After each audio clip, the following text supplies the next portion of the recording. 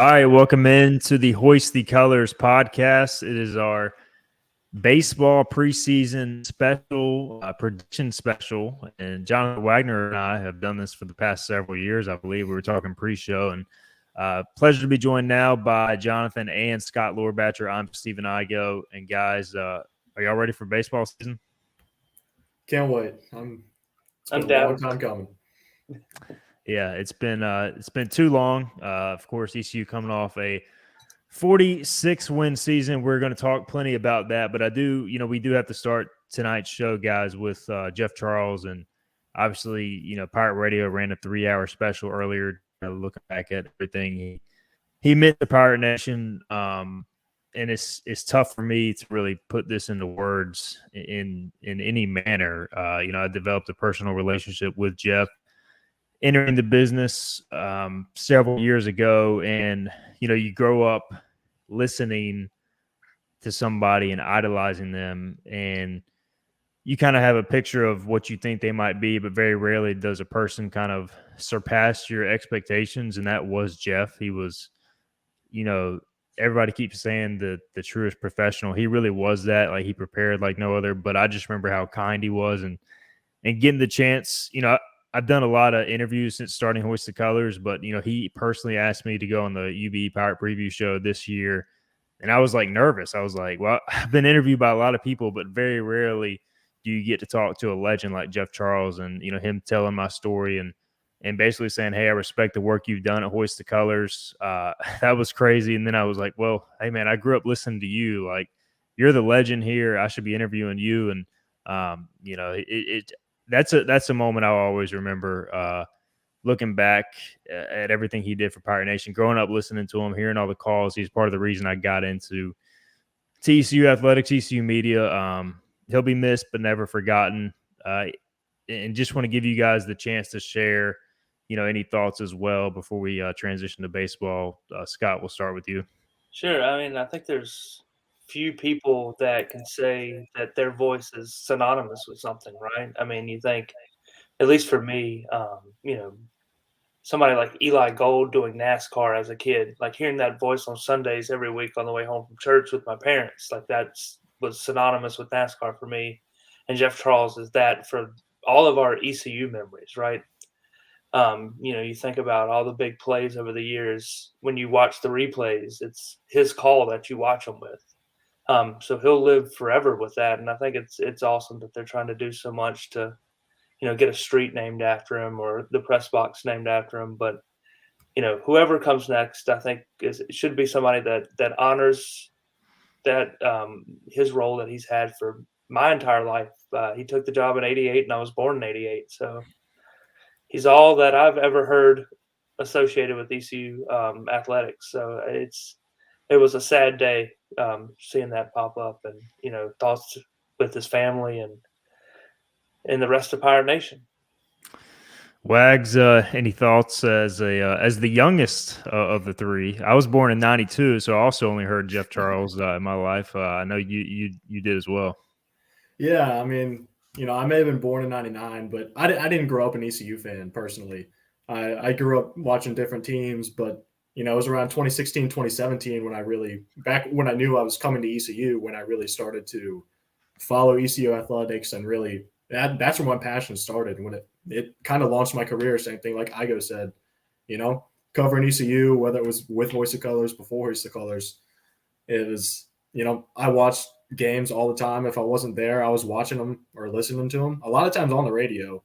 And I think the thing about Jeff is he was great at what he did, but the thing that stands out is the type of person he was. One of the people you'll ever meet. And my few interactions with him, just, again, very nice guy. One of the nicest people. As recently as this season, football, I was on my way home from, I think, a Hurricanes game, and I was listening. I think it was an ECU, BYU game, the football game, and I just remember it was pouring down rain. I was stressing the whole car ride home, and right as I get there, I'm like, I don't want to go back and watch this on TV. So I sat in my car in the rain for 15, 20 extra minutes just to listen at the radio call, just to finish out the game. I'm glad I did, because that was an all-time moment for me. And his impact it'll never be forgotten on Pirate Nation. Yeah, my dad going to games with him. He's one of the fans who brought their like radio, the portable radio, and listened to it on the headset. And I was always like, why are you doing that? Like, you're at the game, like, why are you listening to the radio? And like, as you get older, you understand like why he did that, because Jeff Charles was that good. He added so much to the game. Even as you watched it, just listening to him added a different dimension. So Jeff Charles will be missed. He's a legend. He'll never be forgotten. Can't wait to see what ECU does for him. Just talking to some people around ECU athletics, the administration, they're wanting to wish or leave the family, have some time to grieve before moving into the realm of, hey, what do we want to name after Jeff Charles?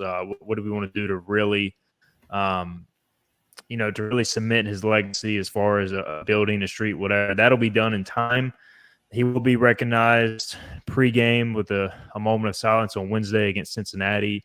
And then halftime, there's going to be a montage. But I think later this year, kind of once he has time to grieve, or their family has time to grieve for Jeff, I think we'll learn more about, what they're going to do to really, kind of cement that legacy with a naming or something in honor of him.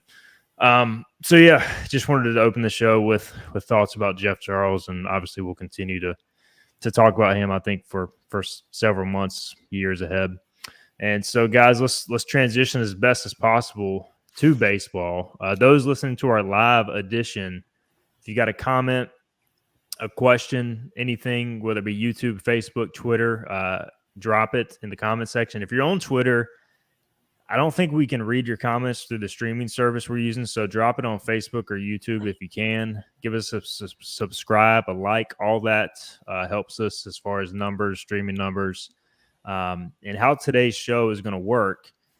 We'll interact with you guys with the comments. If you got questions, drop them. We'll get to them as best as we can. But really, we've got it split into different categories. And, first player to hit a home run, first pitcher out of the bullpen, who's going to lead ECU in wins, saves, that sort of stuff. We're going to go through these categories one by one here shortly, and we're going to each give our picks. It's kind of like a roundtable discussion, and so we'll do that. We'll have some banner about that, and that'll comprise most of the show. Again, we'll get to your questions and everything as we can. I already see one from Kurt calling on Facebook about number of fake bunts. We'll get into that maybe a little bit later. We got to talk about the rotation, guys. We discussed it on our previous episode, what we thought maybe was going to be the rotation. I think, Scott, did you predict Savage would be in the rotation? Yeah, actually, when I first wrote it down, I actually had him on Saturday. So I actually had it right originally, and then it seemed like everything was moving towards Groves. And I was like, well, he'll probably be Sunday then. So should have stuck with my gut. Well, it was a good pick either way, because right now, at least according to Cliff Gobbin earlier on the 94.3 of the game, he said Carter Spivey, who I think we all expected to start Friday. We all knew Groves would be in the rotation most likely. He's starting Sunday. And then Trey Savage, maybe the surprise, but not a surprise based on how he's pitched really since the summer. He'll start Saturday. So early thoughts on the starting three, Wags. We'll start with you. Yeah, I mean, I'll admit I was a little bit surprised just because I personally expected Savage to be a bullpen guy just to start out. I think I said on the last podcast, I think by the end of the year, he'll be in that rotation because I think he's too good not to be. And from everything we've heard this offseason, he developed a cutter to go along with his power fastball, good off speed. I mean, that's the kind of guy you want pitching on weekends. So he's going to get a shot out of the gate. And I think if you look at just pure stuff, I mean, we all saw what Carter Spivey's capable of last season. All-American type of guy if he can replicate it. And you look at Josh Gross, and, I mean, he's got the stuff. And he's shown glimpses of that really every year since he's gotten to ECU. And I think he keeps getting better. I think he had a good offseason. And if he can put it all together, he's another. I've been telling Igo since back when I was with Hoist The Colours that Josh Gross will be a Friday night ace pitcher before he leaves ECU. I've said it over and over again. I'm sticking to it. I think he's that good. And Trey Savage, I think he can be. I don't know how you get better than a Friday night ace type of guy, but I think he can be the best of pure stuff guy out of the whole bunch. So it's really fun to look at on paper. And now the question is, can they put it together and, make that reflect on weekends? And I have a feeling they're going to. I'm really excited. Scott, this looks like the best stuff-wise starting three I can remember in some time. I'm not going to say ever because there's been a lot of good ECU baseball pitching, specifically when Gavin Williams and Carson Wisenhunt were in the rotation. It was almost, regardless of who the number three was, that was a pretty damn good rotation. So, when you look at the potential of this group, this trio, and I think we all realize there's a good chance the season will end with them in the rotation, but on paper, man, it looks pretty damn good. Oh, for sure. And I think what it does is we have three guys that I think can give you 6 or 7 innings on a weekend. And we haven't had that in a while. Not three guys, like you said, when we had Gavin and Wisenhunt, we had 2 that could do that. And what that does, it allows you to have a 4th Tuesday night starter and we haven't seen that. And I don't remember the last time we had a dedicated midweek guy, and I hope that we do this year. And I think maybe Jay Cunner could be that guy that gets the starts during the midweeks, and then if somebody gets hurt or if somebody is out for whatever it might be, then you have a guy who has starting experience within the season that can step into that weekend role. Yeah, it's being at the scrimmage today. I caught about 6 innings and. They've got so many arms right now. It's just a matter of, so many guys that can throw 90 to 93 with movement and with strong secondary stuff. Like stuff-wise, this is the best ECU staff I've seen. It's just a matter of, with these guys who really, 3 proven commodities, I would say for the most part, moving to the rotation on paper that thins your bullpen, but it also – gives all those guys that can throw, 90, 93 who are unproven, I want to say less or more margin for error, I would say, because, with bullpen arms, you're looking for shorter outings. If somebody goes in there and struggles, you can go to the next guy. So I think they're kind of hedging their bets here, say, hey, if we can get deeper starting pitching, and develop 3, 4, 5 these big arms that are kind of unproven, I think it just makes the pitching staff that much stronger. So, we'll see how it plays out in time. All right, we'll run through a couple of these questions before we start our predictions part of it. All right, Kurt Cohn wants to know my prediction on number of fake bunts we see on opening day. So are we going straight up fake bunts, or are we talking slash, pullback, hit it? Because we know Lane Hoover will make at least 3 slash attempts. First at bat. Yeah, first at bat. So if we're going number of fake bunts counting slashes, I'm going opening day. I'm going 6. How about you guys? Well, I'm taking way over that. I'm in double digits. Is 6 too few? I mean, that's not even 1 inning. Yeah, you're probably right. Yeah, I mean, Hoover will probably have 6 in his first at bat alone. So, all right, next question. Chance Scott, he wants to land again. What are our thoughts on him? I know he transferred to JUCO, put up solid numbers. So yeah, I'm here at Land again. We'll probably be unavailable the first week plus of the season for some off the field stuff. But I did see him pitch today. I do think he's got the potential to be a guy who really helps his team. He was another guy, 91 to 93, good changeup, great breaking ball. He's got to get a little bit more consistent, but stuff is there. I thought his demeanor was much better than when he was a freshman. I thought he pitched with a lot more confidence and tenacity today than he seemed kind of unsure of himself on the mound as a freshman. So I think Lanigan's another one of those guys, like middle reliever, could be a fringe starter. Good stuff, good arm. It's just a matter of how it all comes together. Thoughts there, Jonathan? Yeah, I mean, I think I said it last podcast too, but I was a fan of Landon Gidd and how he kind of came on in his freshman year. He didn't really pitch much in the beginning of the year, but when did he come up and start pitching more? When the season really mattered, and into the regular season conference tournament. postseason, that's when Landon again really started to pitch. At least that's based on my memory. And I mean, I liked him. Obviously, he was a freshman. He had his ups and downs, but he has good stuff. Like Igo said, nice fastball, good off speed to go with it. It's just a matter of, again, with everyone, just kind of putting it all together and making it translate to the mound and being consistent throughout the year. But I do think he's a guy that could push for I hate to say middle relief because ECU's bullpen doesn't really have defined roles like that. It just never works out like that. But, a typical middle relief type of guy who can come in, give you a couple innings at a time, eat some innings if your starter can't get out, go deep into a game. So he could turn very, very valuable, in my opinion. Yeah, I think there's several of those guys who were kind of, I don't want to say unknowns, but kind of in no man's lands where they got to step up and establish their roles. And speaking of that, Scott, we kind of answered this last week. Our pick of a freshman to have a breakout year, solidify a spot. We'll kind of run this back. Has anything changed? Does any freshman come to mind that you're at to have a big role for the team?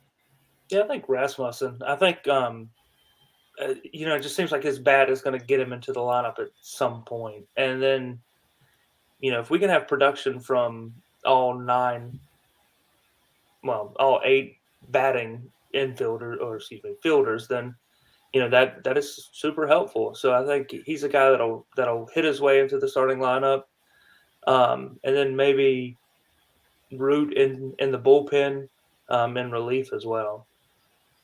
Yeah, Zach Root, man, I saw him pitch today, and he gave up a couple of runs, I believe 2 runs. He was not helped out by a drop third strike on a swing and miss. McChrystal picked it up, thought he had it, and it was on the ground, so it was kind of just a deal. But, like stuff-wise, he's got a chance to be a dude. I mean, he's got like 3 or 4 different pitches already he can throw. Little wild, but I think he can be effectively wild. So I think Zach Root for me has kind of taken a leap from being a guy who can contribute to I think a guy who will contribute. Jonathan, any changes? I also saw Dixon Williams hit one that's still going, by the way. God knows. It was a 3-0 count, and so he knew it was coming. It was just, I mean, it had to be 400-plus feet at least, probably 420, 430. Wags, any thoughts? Yeah, I think, we've talked about it a lot, and we're going to continue to talk about Dixon Williams, but I think he might not be in the lineup opening day. Maybe he'll find his way into that DH spot, but he's going to play, and I think he's going to play a lot right out of the gates. And I just think he's that good. His bat's that good.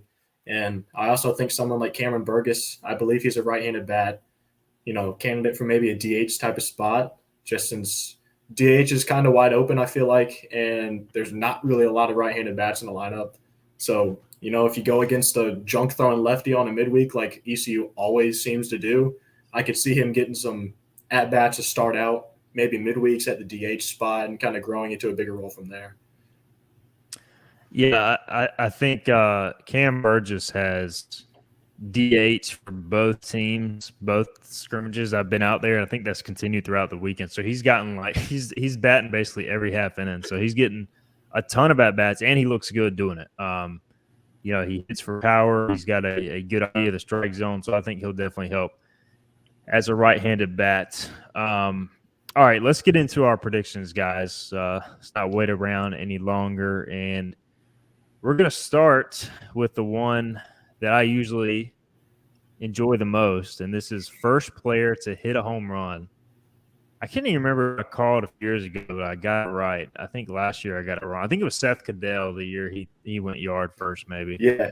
I think it was. So, so there's no way I'm going to get this right again. That was my 1 year. All right, who wants to start off? Scott, we'll go with you. Who do you think leads off the ECU home run train in the 2023 season? Well, I wrote down Moylan, but then you dropped that Carter Cunningham was going gloveless this year. So I'm going to switch my pick to Carter Cunningham.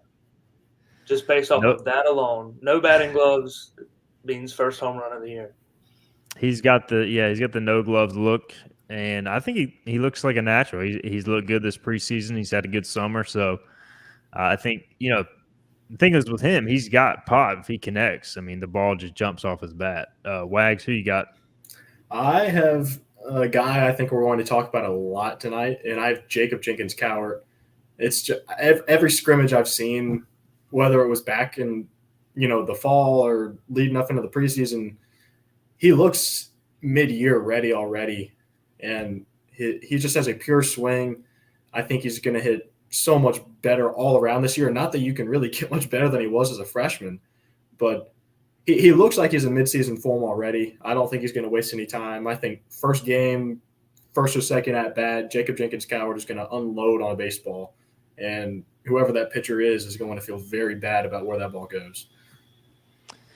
Yeah, he had another bomb today too, and another no doubter off a freshman. It wasn't a terrible pitch. Jenkins Cowart just absolutely ambushed it, and the ball jumped off his bat last year, but this year it's at a whole different level. Like even the outs he's making right now are loud. He's hitting it to the warning track opposite way. Riley Johnson made a good catch on a ball he hit the other way today, and I think at this point, do we think Jenkins Cowart's going to hit leadoff? I think so. I mean, based on he's been doing it in scrimmages, and Cliff Godwin's, I guess if he's got a trend, I think he puts his best guy first. So I think we're leaning towards that, right? I think you can. I wrote down a potential lineup just for the heck of it because that's what I do. And I had Hoover in the leadoff spot. So I think Hoover, he's always going to hit for average. He's going to get on base. I think that's the guy you want up top. But I had JJC in the 2-hole. Again, yeah. I think you just put your guys at the top and you figure out the rest from there. And whoever's hotter hitting the 3-hole, whoever's hottest after that hitting the 4-hole.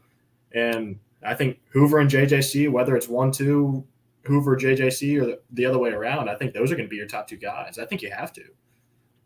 Yeah, I agree. Historically, he loves Hoover in the 2-hole. So I feel like there's a good chance we'll see JJC. We'll see. We'll see, guys. Who knows? Maybe he's messing with all of us and throwing out alternate lineups for the scrimmages. Which who knows? All right, did I get my pick? I guess not. All right, I'm going Alec Makarevich. I like Amax power. I mean, obviously he's got home run potential. And I feel like he's kind of a big moment guy. I feel like opening day is a pretty big moment. And so I'm going to go with Alec Makarevich to hit a home run, to hit a multi-run home run in the bottom of the first inning on opening day on Friday, assuming the game is played, which I haven't checked the latest forecast. I just know there was some rain in the forecast for that particular day. All right, category number 2. Which pitcher will be used first out of the bullpen? I think if this was Las Vegas, the overwhelming odds would be in favor of Garrett Saylor. He led the team in appearances last year. He's Mr. Rubber Arm. Jonathan, are you going with Saylor or are you going with somebody else? When I was writing this down earlier, my initial thought was Saylor, but then my next thought was that's too easy. So I'm going to go against the grain. And just a little background here, I feel like Carter Spivey is going to go 7 clean innings on Friday. He's going to go deep into the game. You're going to have a lead. I think it's going to be a big lead on Friday. So I don't think you're necessarily going to burn Saylor on Friday. You might use him Saturday, Sunday. But I have Tyler Brett, first guy. I think he's going to be a late inning type of reliever. And yeah, I don't know. I just feel like, new arm. First time we're going to see him. I think it's going to come on opening night, and I think it's going to follow a really masterful performance from Carter Spivey. Scott, who's your pick? Yeah, I kind of have the same thoughts where we have maybe a 5 or 6 run lead when Spivey comes out of the game. So I picked somebody that has a lot of experience, and I picked Danny Beal. I think that's our first timer out of the pen this year, and he struggled a little bit. I'm just laughing now. He struggled a little bit in the scrimmages, but I think it would be awesome for him to kind of find it game 1. Danny Beal is also my pick, which is why I was laughing. Because I feel like Danny Bill is like the perfect guy to put in the 6th or 7th inning when you're up 5-1, and I feel like that's going to be the scenario on opening day. He's going to throw strikes. Today he looked good.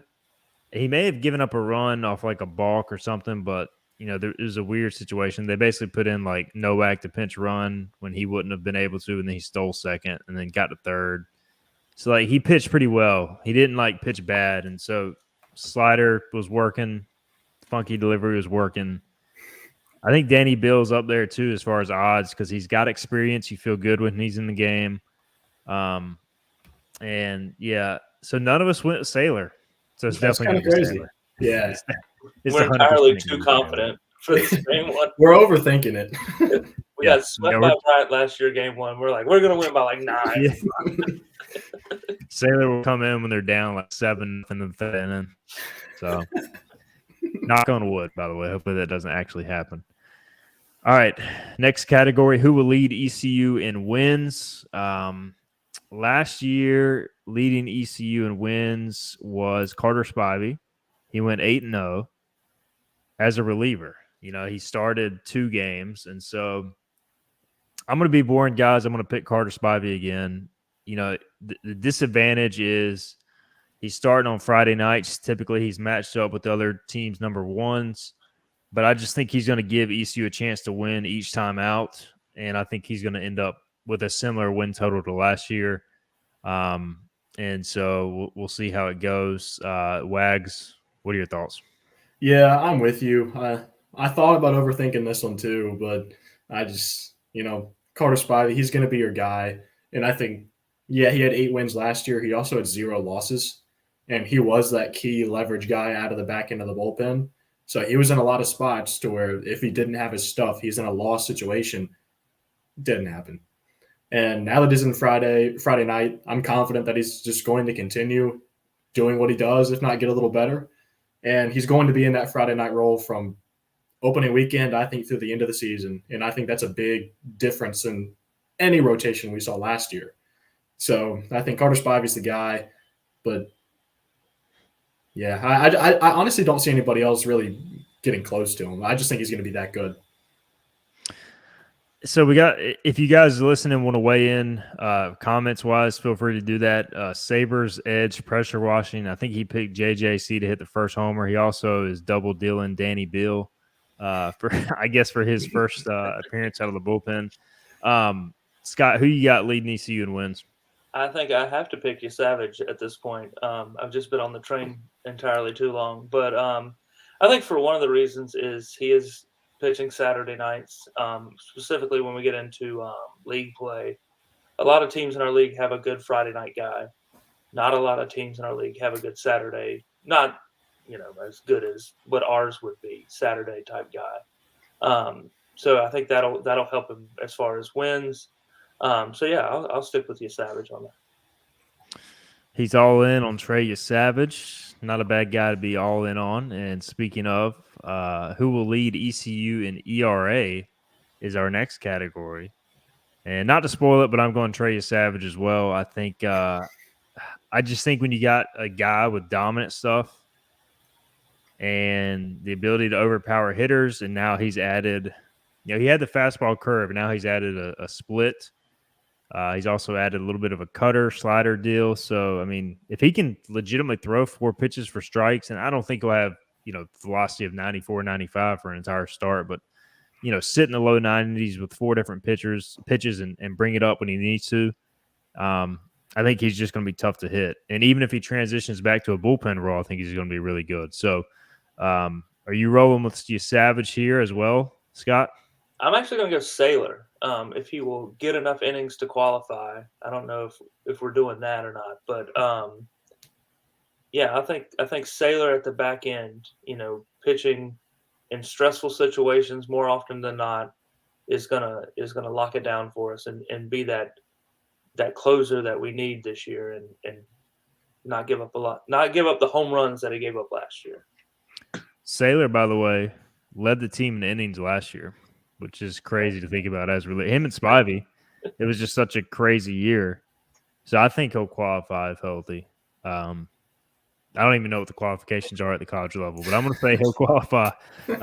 Wags, what do you got? I think it's kind of back to the first out of the bullpen. None of us picked the top guy in the bullpen, Garrett Saylor. Same thing's happening for ERA. I am not picking Carter Spivey. I'm with Igo. I'm picking Trey Savage.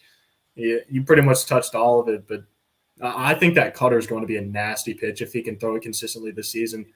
And even if he's going, say 90 to 93 with his fastball, I think that's a lively 90-93. And if you can pair that with a cutter, throw back-to-back, hitters with the kind of off-speed stuff he has as well, it's going to be impossible to touch. So I have Carter Spivey for wins, but I do have Trey Savage ERA. I think he's going to be really good in that Saturday role. All right, our next pitching category, who will lead ECU in appearances last year? It was Garrett Saylor, 39 appearances. It's crazy. I want to cuss really bad because that is a S-load of appearances. Children might be watching, though. 39 appearances in college baseball season is insane. Spivey had 35. CJ Mayhew had 31. Danny Beal, double dealing Danny Beal had 30. So you had 4 guys last year with 30 plus, maybe 5. Hold on. 1, 2, 3, 4. Yep, 4. Okay, I can't count. All right, so what are y'all thinking? Is this Saylor again? We'll start with Wags. I do have Garrett Saylor most appearances. I think same role. He's probably going to be your first guy out of the bullpen most games if it's a tight one, because that's just how Cliff Godwin and Austin Knight do it, and I think that's the best way to do it. You put your best guy out there as soon as you need someone to go out there. So I think whether it's a long start by Carter Spivey on Friday night or a short start by Carter Spivey, I think Garrett Saylor is probably going to be more often than not that first guy that comes out. Scott. Yeah, I think it's Saylor. I think that's sometimes the obvious choice is the right choice, right? I think it's hard to pick against Saylor for this particular category. Yeah, I'm going Saylor too. I think it's unless he somehow ends up as a starter, I think he's going to be the guy. So he bounces back really well, and he's really good. So I know that his ERA was a little bloated last year, but dude, when he's on, I mean, he shoves. All right, who will lead ECU in saves? This one's a tough one because ECU historically under Cliff Godwin, really outside of the Joe Engel era, and I don't think anybody wants me to mention his name. He's taken off his shoes somewhere. But Carter Spivey had 5 last year. Ben Terwilliger had 5, and Garrett Saylor had 5. All of them were tied for the team lead. And then you get into the postseason. Who is your closer? Zach Agnos. So it's I think this is kind of a shot in the dark. I've got my pick based on kind of how the preseason's gone, but I'm not real confident in it. I'm going Tyler Brott. I think it's Brott. I don't know if it's Brott or Brett. Either way, the VMI transfer, he didn't pitch very well today, but he's got good stuff. He's got kind of back-end experience. I think he may get one of the first shots at it. So I'm going Tyler Brott, but I think it could be – honestly, they think it could be Jordan Little. I was torn between those two guys. So, Scott, we'll go with you. Yeah, I think T-3 is what I'm going with. Just three tied for three-way tie at the top again. I was wondering where you were going with that. I was like, do we have an alien or do we have the robot pitching now? Yeah, so I think we see a big tie at the top of the save board again. One, because I think Saylor comes in those early high-pressure situations more often than he's needed in the 9th inning. And looking at our schedule, who knows how many save opportunities we really get? But I think we tend to use our best pitchers when we need them first. Not this guy's our closer, so we got to save him for the 9th, whether the 9th is a pressure situation or not. So I think we see a 3-way tie at the top again. And I'll go Brott, Saylor, and Bill. Wags, you there? Yeah, I wasn't even on my radar, but I really respect that. I really do. But I am actually also going with Tyler Brott. I also thought about Jordan Little, funnily enough. And I just think Brott, like I said with Saylor, and like Scott just said, he's probably going to be, the first guy. When you need him to come in, he's going to come in. It might not be in the ninth inning. It might not be a save opportunity. But I think it's kind of a crapshoot trying to pick it. And yeah, it's probably going to be a whole bunch of guys up there with however many, probably not a whole lot. I don't think there's going to be anybody in double digits or anything. So I think Tyler Brott is eventually he's going to be the Ben Terwilliger type of arm. He comes in, he pitches late. He might not pitch a lot early, but eventually he's going to find himself in that back end bullpen type of role. All right, before we transition to the offensive categories, we got a couple comments we need to catch up on. Some serious, some funny. We'll start first with Chris Cunningham, maybe related to Carter Cunningham. Unsung team asset not discussed. Colby Bortles, brother of Blake Bortles, but tirelessly and patiently works with hitters, not just to improve hitters, but understand Cliff Godwin's system. Great insight there, Chris, because, honestly, the assistants don't get enough praise. When I'm out there at these scrimmages, like, the guys, the director of ops, the student assistants, everybody's working their tail off. So certainly Colby's been in the program a couple of years now, deserves some recognition for sure. And then with the third assistant being passed, hopefully he benefits from that as well. Brett Hickman, who is our football podcast contributor. Chances Cliff Godwin puts in Mason Garcia to get some needed game experience. That would be a sight to see, guys. I would love to see Mason Garcia hit a bomb. I know he played basketball at Carolina Forest, but I don't know if he played much baseball in high school. Hey, hear me out. Last year, that Trey Savage type of role, he comes in for a batter or two. Just think of how fast Mason Garcia can probably throw a baseball. Just throw him out there for a batter. I'm all in. Why not? I mean, he's a legit 6'5", 260 probably. He could probably hurl it up there pretty good. Yeah. Brett Aggs, bet he can throw the piss out of it. Yeah, I'm sure he can. He's a big dude, man. All right, James says, how many brooms will be taped to the light pole this year? We can save this for the end because we got our record prediction. I don't even know how many series offhand. One of us might have to go through and tally that up as far as I think it's 14. Okay. Well, look at you, man. You math major. Yeah. All right, so we got a couple other comments. Skull Pirate is back. He wants to know, how did Scott get that wallpaper? If you're listening to the podcast version, it's a little Jolly Rogers, right? Yeah, the little skull and crossbones. My wife put it up, actually. So shout out to her. I don't know where she got it. Probably the internet. She got it from the internet. So Google up skull and crossbones background. I'm sure you'll find something similar.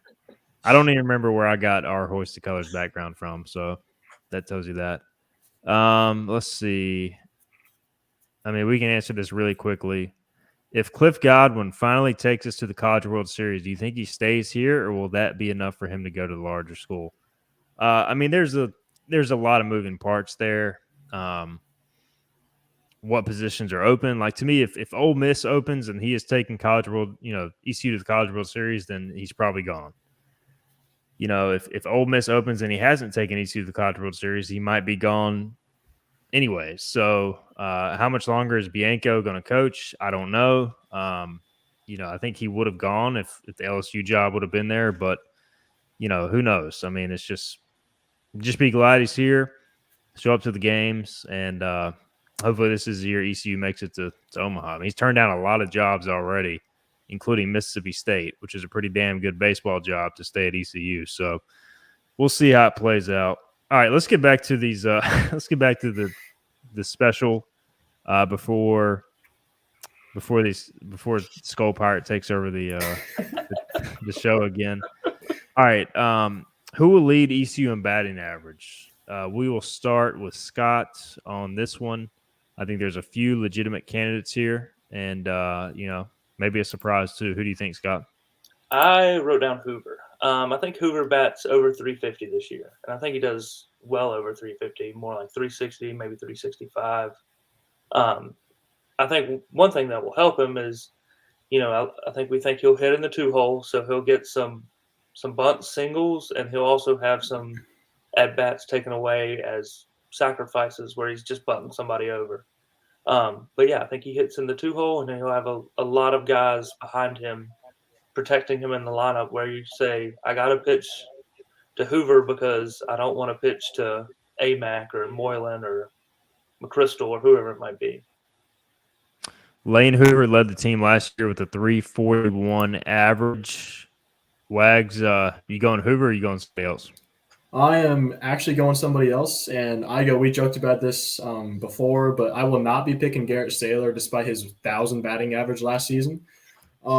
I will be going with Jacob Jenkins-Cowart. I just, last year I think he kind of, as a freshman, he impressed so much so early. He kind of hit that freshman wall a little bit as the season got late. I think he just got a little worn down. I don't think that's happening this year. I think I said earlier, I think he's in midseason form already. I think he's going to come out red hot, and I really don't see him letting up. I think All-American type of season for JJC, and he's the best hitter on the team, I think, and I just think a very big year's coming. I'm going JC as well. I think. Do we know if it's JC or JJC? What is the deal here? I say JJC. Okay. I just call them the law offices. So the law offices of JJC. I feel like the fan base calls him JJC and the team calls him JC. Yeah, I think that's exactly what it is. Yeah. So we're gonna call them both. All right. I'm gonna go with JJC as well. He hit 330 last year. And again, he's crushing the ball this preseason. I think he's, I just don't know how much he's going to get pitched to, but and maybe he feels like he'll need to reach out of the zone as a result. Maybe that hurts his average long term, but I don't know. I think he ends up leading the team in batting average. Johnny Gardner chimes in and says law firm. We'll just call him the law firm. All right, who will lead ECU in RBIs? Jacob Jenkins-Cowart is a really good answer here. He did it last year with 65, ahead of Bryson Worrell's 62. Scott, we'll start with you. Who are you going with, JC? No, I'm going Amac. I think with JJC at the top of the lineup, he sets the table for Amac more often than the table set for him. So I think it's going to be a guy who bats three through 5 instead of a leadoff that'll lead the team in RBIs. But I mean, he definitely has the power to where he can, get a leadoff home run. He can, get some of those guys at the bottom of the lineup in. But yeah, I think Amac is going to be the guy this year. Yeah, he knocked in 45 last year, which is a really solid number. And he hit in the middle of the order at times last year, and then it went through a little slump. But if he can stay in the middle of the order, he'll definitely have a shot. I'm going a little off the board here, and I was choosing between two dudes, and realistically, I think JC is going to do it, but I wanted to be a little different. I'm going Justin Wilcoxon. I think he's made one of the biggest jumps, and I think he's been hitting third in scrimmages. I think he'll get a shot to hit in the middle of the order early this year. He's having good at bats. He's hitting for more power. He's taken a lot of close pitches. It seems like his eyes improved. So I'm going a little bit off the board here, but I think Wilcoxon could be in line for a breakout year. I also thought McChrystal as a possibility. Jonathan, who are you picking? Yeah, I thought about McChrystal here too, and Wilcoxon crossed my mind, but I went against them just because I really think ultimately you might see a 2-2 split if you play a 4-game week between them catching. Just because I think they're both going to play a lot. And I think, if you don't want to put one of them in DH, so, in case of an injury or a sub or something, you lose that DH spot. And so I think that's a little bit risky having them both in the lineup. It's going to happen at points, but I just don't know if they're both going to be in consistently enough to be up there. So I do have JJC 65 last year. Again, I'm riding the high horse on JJC right now. But I think he's going to be in the 70 range. I think he's going to be that good. And whether he's hitting top of the order, 3 through 5, wherever, I really don't think it matters. I think he's going to be that good. All right, who will lead ECU in home runs? I venture to say one of us will have Jacob Jenkins Cowart here. Last year he hit 13. Bryson Worrell hit 20 home runs, and I feel like 10 of those came like after the regular season. I mean, he was just he was on fire. Alec Makaravich hit 11. Those were the three guys in double figures. I'll lead it off here. I'm going Jacob Jenkins Cowart, for the same reasons we've been talking about. My question to you guys is, as a second part of this, does the leader of this category hit over 15 or under 15? I'm going to go JC hits right under. We'll go to Scott next. Who's your leader, and does he go over or under 15? Yeah, I think I can't pick against JC here, so I'm gonna go him. And yeah, I think 15 is probably a good number to set it at. I think he's probably right at that, and so I'll just say under just to be safe. But yeah, 14 for JC, that sounds about right. Wags. I'm actually not picking JJC because last week, if you were here, I did say that Josh Moylan would bounce back and lead the team in home runs. That would be big, first of all. But I think JJC, looking at him, he hit 10 doubles last season and 13 homers. I think that number is going to be close again. I think he's going to hit more of a double to the gap type of power this season. And I do think that Josh Moylan, we talked about JJC hitting in the top of the lineup. Josh Moylan could be that 3 to 5 type of bat, like Scott was alluding to. That guy's oftentimes going to be pretty high up in RBI. And Josh Moylan, I don't know batting average wise how much he'll bounce back, but I do think his power is going to resurge a little bit. And I think last week I said that Moylan would be right at 15. So I guess I'll take the under 2, but I think both of those guys are going to be right at that 13 to 15 range. And if one of them gets hot, who knows? Maybe they have a Bryson Worrell type of streak and just get hot and hit 20. Who knows? Sabres edge pressure washing. He's picking AMAC to lead the team in home runs, which is certainly possible. Catching back up with some questions before we round out our picks.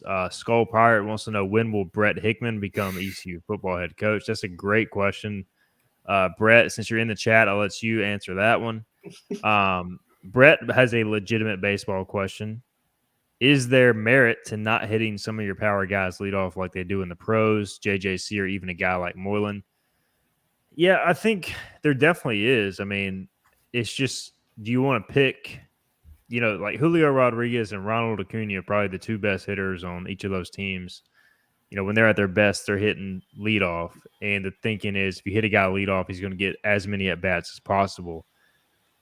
ECU did it with Bryant Packard. They've done it with several others as well. It's just a matter of, do you want the guy to get the most at-bats possible, or do you want him to have the prime run, or I guess runners in scoring position at-bats as possible? And I'm sure there's analytical reasons behind it. I think Cliff just likes hitting his guy at the top of the order to kind of set the tone. But, I mean, you can make a fair argument either way. Scott, where do you come down on this? I think if it's a guy like Packard, who's more of a doubles guy than a home run guy, it makes a lot of sense because a leadoff double scores more often than it doesn't. If it's a guy that's more of a free swinging, like power guy that maybe has a good eye, kind of like Moylan was a little bit last year, I don't know if it makes as much sense. But yeah, I think if you have a guy like Packard or JJC or Burleson that is a doubles guy first, and his home runs are just because it was a line drive that was long enough to get out of the park, then yes, it makes sense. But if it's a guy that's a big swinger, then a little bit less sense, for me at least. Jonathan, anything to add? Yeah, I mean, I think to me, the way I like, just in my head, the way I like to put together the lineups, and obviously I'm not putting together actual lineup I want, but I like to have that guy, that Lane Hoover type of guy in there at the top. And we talked about slashing and fake bunting earlier, but I think having a guy like that in a leadoff spot, what it does is it makes the pitcher uncomfortable.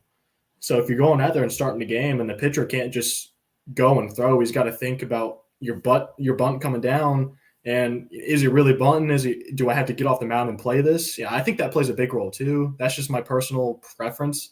But yeah, if you have the Brian Packard, Alec Burleson type of guy, and I think JJC fits that mold too, or he will this year, then sometimes you just got to put your guy up there. So I get both sides of it. So I'm in the middle. All right, transitioning now to something completely different. Is this a real question? This is directed towards me. All right, Austin, is it Suits? It is. This Okay. is my roommate's wife my college roommate's wife asking this question. All right. Hot dog soup is a meal that I used to make in college because I was poor. Unfortunately, they don't make the Texas Pete hot dog chili anymore. I don't know if you've seen my Twitter feed asking for it back. But they don't make the Texas Pete hot dog chili anymore, which is the primary ingredient in hot dog soup. So they can't sell it until Conagra Foods and Texas Pete brings back the hot dog chili. So, yeah, she wanted to know if Airmark was going to add hot dog soup to the concessions. And I want to say, no offense to your hot dog soup, Scott. I'm sure it was great. But I think if they offered it, I would probably throw up each time somebody bought some. She said like the sound of it. But, hey, maybe it's really good. I mean, you have to cook up a batch for us one day. I don't know if I can take it anymore. Fair enough. All right, back to our picks. Again, keep the comments rolling as we get towards the end of the show. We'll get in as many as we can. We got a few more categories to get through. Who will lead the team in stolen bases? So this is kind of a two-part deal. First, the guy's got to play enough to lead the team in stolen bases. I think there are several obvious candidates, but I'm going Luke Nowak because he's the fastest guy on the team. He's stolen a bag in each of the scrimmages I've been on. So I just don't know if he's gonna play enough to get there. Like Lane Hoover makes sense because he's gonna play and he's fast. So where do you guys come down on this? We'll start with Jonathan. Yeah, I thought about one of Luke Nowak or Riley Johnson or even Carter Cunningham. Carter Cunningham is wheels. And I thought about one of them three, but in the end, I just think that third outfield spot is going to be somewhat of a revolving door all season long. I think all those three guys are good. They could do it if they were in. I just don't think they're going to be in enough. So I did go with Lane Hoover. I think right there with JJC, he's going to be in the line. He's going to be on base more than anybody else on the team. Those two guys will be. And Lane Hoover's right up there with speed. Led the team last year. And yeah, I'm going with Lane Hoover. He led the team with 12. Got caught stealing 7 times last year, which is a little much, but still decent amount. Bryson Worrell, 10 of 10. So I don't know if anybody will be that good again. Scott, who are you going with? I'm going with a guy who was 6 of 7 last year, which is the law offices of Jenkins Howard. It's hard to say at one time. It's a horrible name. We'll go with JC. Yeah, how about that? I'm on Team JC now. Haven't tried to mumble through that. But, yeah, he was 6 of 7 last year.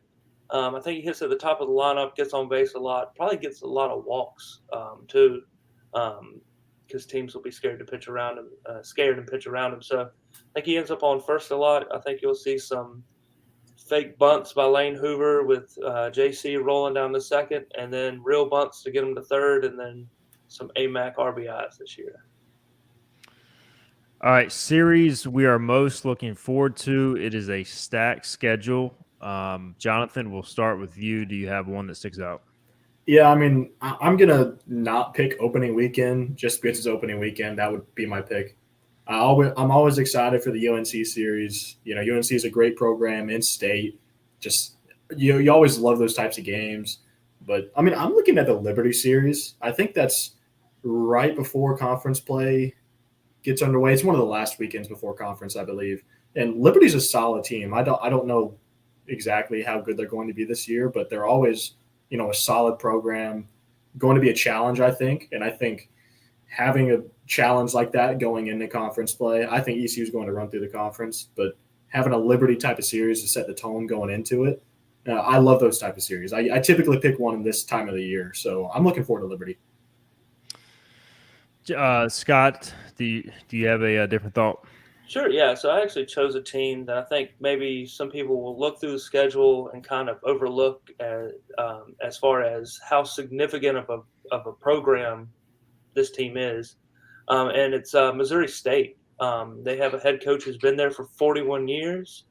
It's the alma mater of Ryan Howard, who won an MVP with the Phillies, Gary Gaetti, Bill Miller, who played for the Red Sox the year they won it all. Um, and they went to the College World Series in 2003.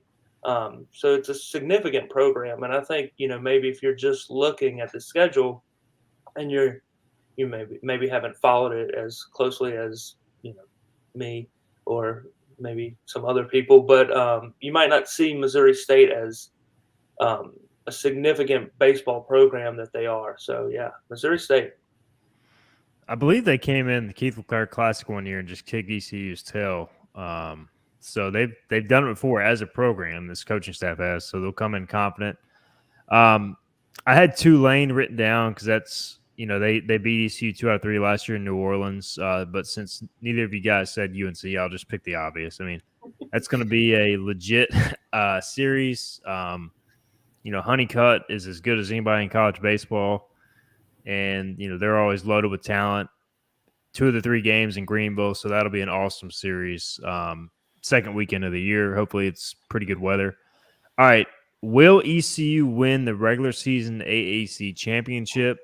They're the overwhelming favorites. The only other first-place vote was by Cliff Godwin for another team, which was USF. So are we going to ECU or are we going the field, Scott? Who you got? Yeah, I mean, it's obvious, right?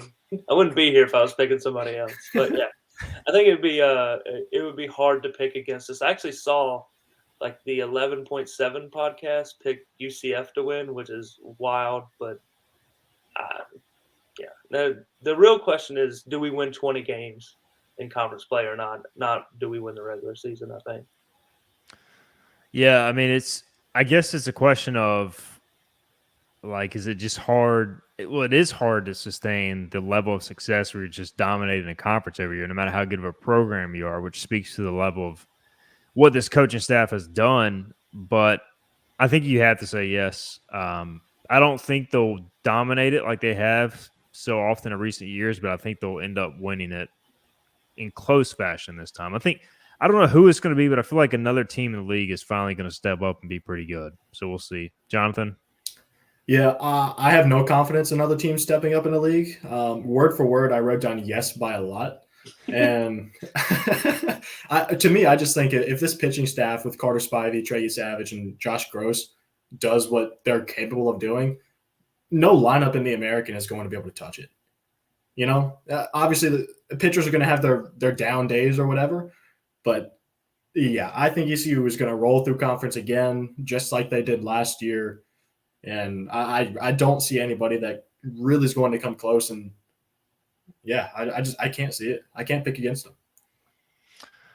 Yeah. All right. So we got 2 more picks, and we'll circle back to these to close the show. Let's answer all these questions first. Buddy Martinez wants to know, which sophomore are we expecting the biggest improvement from last year? I'm going to steal Scott's answer here probably, and I'm going to pick Trey Savage. I feel like there are several candidates for this category, but I feel like Trey Savage going from bullpen, not that he wasn't good last year, but I just think his impact to the team is going to be much greater this year. Even if he goes back to the bullpen, I think he's going to be a much more extended bullpen arm as opposed to last year. So, Jonathan or Scott, do you have your Savage or somebody else? Yeah, I think for ECU to be successful, it has to be Savage, and so I'll stick with him. Wags. Just to be different, I will pick someone else. I think Savage is going to click, but I also think Jordan Little is going to click.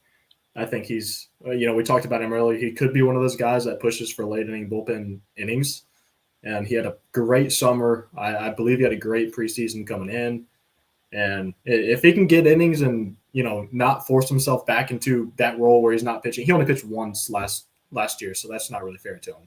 But, I think he's one of those guys. He could step up a lot, and he might not be on a lot of people's radars. So I'll go Jordan Little. Skull Pirates wants to know, opinions on second and third reliever this year.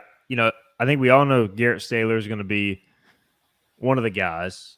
It's just a matter of who else is going to step up. I'm going to say I think Wyatt Shinkman's going to make a big leap. And I mean, there are several candidates here. I'm gonna go Zach Root. I think as a lefty, I think he's gonna play a big role, and so I'll go those two guys. Jonathan, how about you? Yeah, I think I'm still going to go with Tyler Brott behind Sailor. Probably is maybe the number 2. It depends on how you're looking at it too. To me, I'm looking at second and third relievers as who your second and third guys you're going to when the game's on the line. And so I'm going to go Tyler Brott. I think Zach Root could be up there. Jordan Little could be up there. But I think Danny Buell could be up there. And, it's just there's a whole bunch of guys. And I think who steps up into that second spot is a storyline that's really important to the success of the season. So there's a bunch of guys that could do it. But I'll go with Tyler Brott, and I'll go with Jordan Little. I just said he's going to click. I'll go Jordan Little. Scott, who are your second and third reliever if I was holding a gun to your head right now? I'll go Brott and Bill. Little BB action in the back of the bullpen. A lot of alliteration. Double Bill and Danny. Hey, I'm all for that. All right, James wants to know least errors / best fielder this year. I'm gonna go catching position. From what I've seen, I think those guys have made a huge leap. I'm going, least errors is not going to happen because you're going to get errors on throw down. So that's probably the wrong pick. But as far as best fielder, I'm going those two guys. Scott, who you got? Well, if you're going least errors, you have to go an outfielder because it just doesn't happen as much out there. So I'll answer the best fielder question, and I say AMAC. I think AMAC has the best glove on the team, and at third base, he has just held it down over there for his entire time here. All right, Jonathan, you going least errors or best fielder? I'm going to go best fielder. And I'm going to go a little bit, maybe a surprise. I think we're all kind of waiting and seeing how the Jacob Jenkins-Coward experiment goes in center field. But, we talked about this at the scrimmage last week, but with the arm that JJC has, it's comparable to a Bryson Worrell type of arm. And we all saw what Bryson Worrell can do throwing from center field. And I think JJC, I think he's more athletic this year. And I think if he can get a good jump on balls and, really learn how to read them in center field, then I think he's going to be a very, under the radar type of good defensive type of player, really round out his game. So I'm going to go JJC. I think he's going to put it together out there and turn into a good center fielder. Yeah, that's definitely a good pick. I think that's the one area where I haven't seen him. I've been out there for a couple scrimmages and I just haven't seen him. Nobody's hit the ball to center field really. Somebody did to deep center today and he handled it fine, but haven't really seen him get tested. But arm strength, speed is there. It's just a matter of how it looks on game day. Riley Johnson, by the way, looks like the best outfielder defensively to me. He covers a ton of ground. He looks really natural doing it. So if it doesn't go well with JC, I think Riley can play center. Hoover can play center. Nowak can obviously as well. So we'll see. All right. Our final question, and we'll group this in with our final answer. We'll group all this together. So Brett wants to know needed record for a top 8 national seed. Obviously, there's a lot of factors that go into that. And our final 2 talking points. A, will ECU host another regional? ECU has hosted 4 consecutive regionals, the most in the country outside of Stanford, which I think has done it 5 in a row. But those are the only 2 programs that have done it at least 4 straight years. We are also going to go ECU's final regular season record. There are 56 games, and we will do ECU's postseason finish. So will they make it to the regional, super regional? Will they make it to Omaha?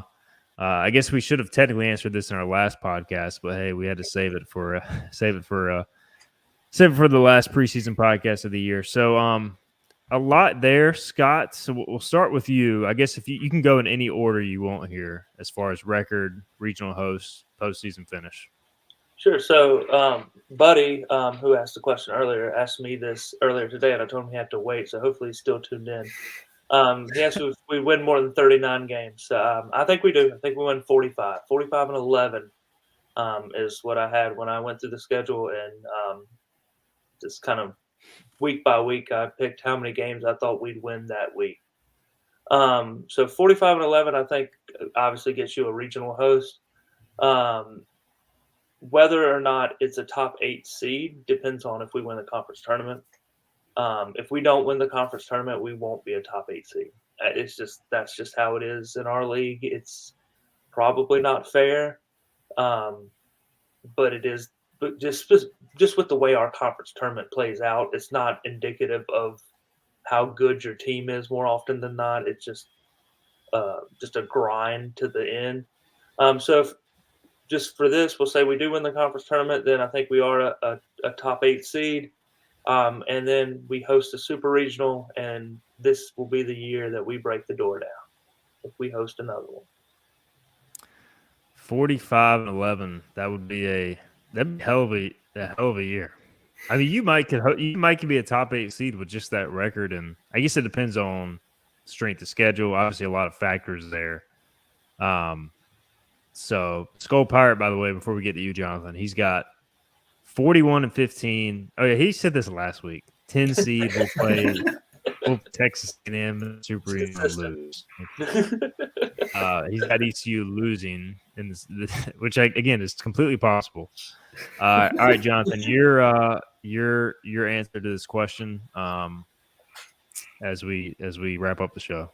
I had ECU as 43 and 13. And so obviously, yes, that's a regional host. I think, and like I said earlier, I just think the American's going to be bad again.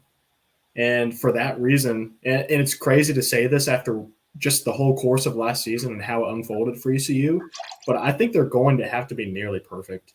I think, like Scott said, you have to win the conference tournament to host a super this year, be a top 8 seed. And I have ECU as number 9, right around there. I think they're going to be right there, but I don't have them as hosting a super. And for postseason finish, I did have this year as I do think ECU is breaking through. I have a feeling this is the year they're going to go to Omaha. I'm not going to say they're going to win the College World Series. I think they're going to get there. And I'm going to stop there. But I've just had that feeling. Maybe I'm just ready for baseball, but I think this is the year that ECU breaks through. It is the year 2023. It is obviously everybody knows what that number means if you're an ECU baseball fan. And as much as I want to pick this to be the year for ECU to get to the promised land, I don't know if we can go 3 for 3 on it, guys. I do have ECU hosting another regional, which is an amazing accomplishment in itself. I do think as I watch these scrimmages, this may be one of the best ECU teams. I guess the potential for the best ECU team. So last year they finished the regular season 38 and 18 and 20 in a row, which is insane.